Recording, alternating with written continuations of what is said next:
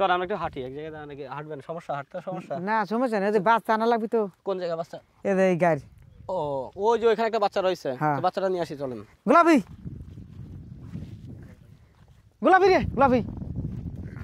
এই যে গরুর নাম গোলাপি ধরে ডাকতেছে, গরু কিন্তু চলে আসতেছে। এটা কিন্তু একটা ইন্টারেস্টিং সাবজেক্ট। দেখেন ও খাওয়া দাওয়া বাদে কিন্তু এখন হ্যাঁ এই যে ভাইজানকে অনুসরণ করতেছে, বিষয়টা খেয়াল করেন। এটাই কিন্তু ইন্টারেস্টিং একটা বিষয়।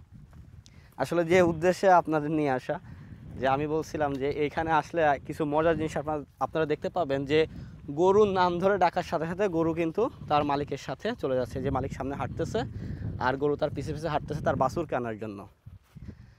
এটা কিন্তু খুব একটা ইন্টারেস্টিং একটা সাবজেক্ট। এরকম কি প্রত্যেকটা গরুরই আলাদা আলাদা নাম আছে? সবারই নাম আছে না? মানে গাভী যে কতটি আছে বুঝছেন, গাভী সবারই নাম আছে না? সবারই নাম আছে। হ্যাঁ এ কি ছোটবেলা থেকে ওদের নাম নির্ধারণ করা? আপনি মনে করেন একটা গাই হয়তো চোরে নিয়ে গেল, হ্যাঁ, পুরমান নাই, কোনোটাই পুরমান নাই, সেখানে লাস্টে একটা পুরমান আছে যে আমার গায়ের নাম আছে। গাই যদি হয়তো আমার কথা উত্তর দেয় আমার হবি, আর যদি না উত্তর দেয় আপনার হবি। তাই? হ্যাঁ আচ্ছা আচ্ছা, মানে এই কারণে হারানোর কোনো ভয় নেই এরকম?